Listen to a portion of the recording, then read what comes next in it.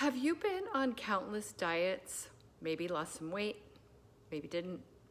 Stop the diet and then gain back all the weight you lost and maybe more.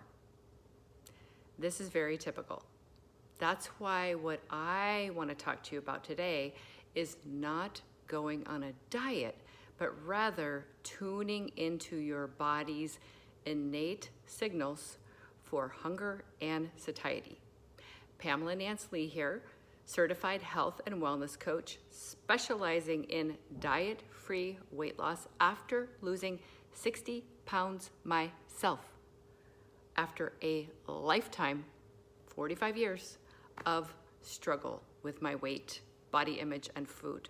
So what I want to talk to you about is how tuning into your body's signals of hunger and satiety is not taught as a diet, because what diets focus on are the foods, what you should be eating, instead of how you should be eating it. So many of us never got the memo, I didn't, that waiting until you are hungry is your body's natural signal of when to start putting food in it. Ha! Who knew? Did you know that? And also, what goes along with that and why it's important how you are showing up for eating is that you need to tune in and listen to when you've had just enough food. So that would be at the end. That would be the eating to comfortable satisfaction, or eating to satiety, or eating just enough. That signal is very, very quiet, especially if you have not been listening for it. It's like this, it's a whisper. It's like, that's good.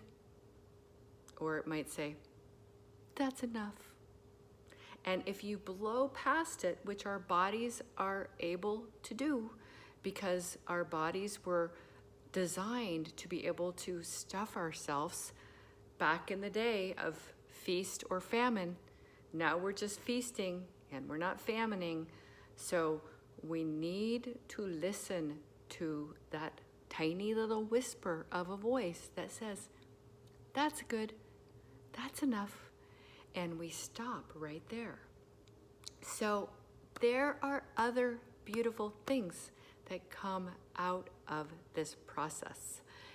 When you start tuning in and listening to your body, and specifically this area, this region of the stomach, where you're feeling, the fullness, and you're having this hormonal change go on that tells you when you're hungry, you have a hormone for that, and you have a hormone that says that's enough. What also starts happening is that not only do you start moving yourself, gravitating towards foods that feel good in your body, because you decide, wow, I really like it when I feel good and when I have energy, and after a meal I could go for a walk or ride my bike or do some yoga. I'm not passed out on the couch behind me because I stuffed myself like it was Thanksgiving. So what starts happening as well is that you start tuning in, because you've already tuned in for your food, and the same process applies to every other aspect of your life. You start tuning into the people you're hanging around with, the job that you're in, the activities that you pursue in your free time, the circumstances that you find yourself in, the city that you're living in. You start tuning in and going, do I really like what I'm doing here? Am I showing up in a way that I'm present? Am I being the star of my show, the main player in my life? Am I speaking up when I need something? Am I having a difficult conversation that needs to be had? Or am I stuffing it? And if I'm stuffing it, what am I stuffing it with? A big part of how those of us that use food for non-food reasons, a big part of how we use food is to stuff down emotions. So tuning in to your body's signals of hunger and satiety and making a commitment to only eat when you're hungry and stop when you're comfortably full, like right at enoughness, not beyond, is gonna open up so many other areas of your life.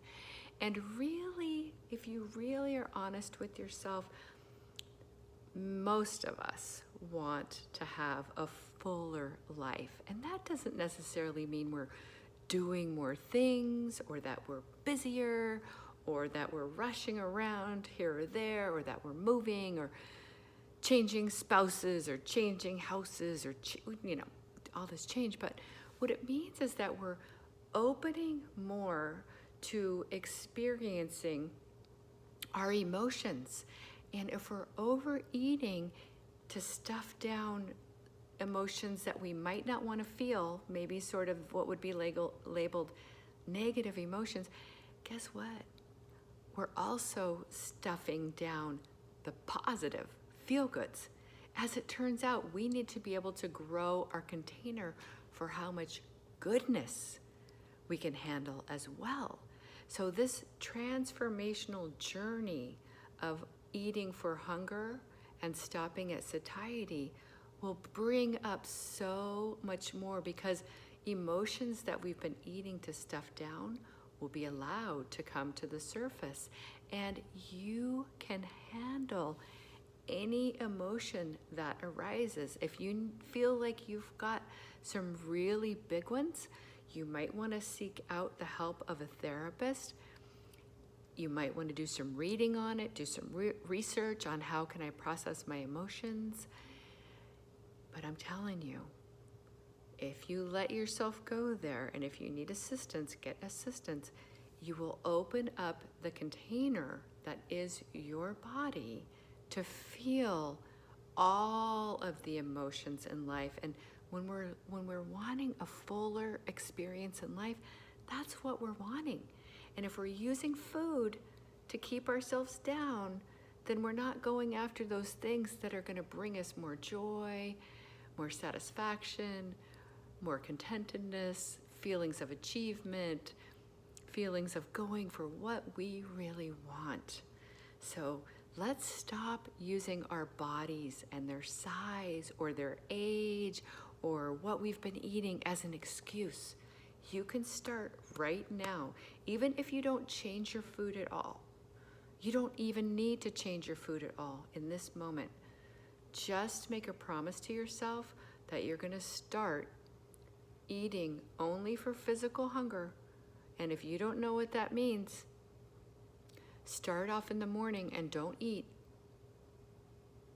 Wake up and don't eat until you feel something in your body, like a growl or some emptiness, or it can be, you can feel a little lightheaded. Wait for some body sensation and then eat. And when you eat slowly and pay attention and listen for that voice that says, that's good, that's enough. That's a practice unto itself. So try that one, see how you do. If you want more info on this, contact me. You can email me at bloomwithpamela@gmail.com. Check out my private Facebook group that's listed below. Look at my website. And if there's anything I can help you with, I would be honored. It's my vision to help every person that struggles with food, weight, and body image issues to get free to love yourself and live a life that is meaningful to you. So stay tuned for my next show. Talk to you soon. Bye-bye.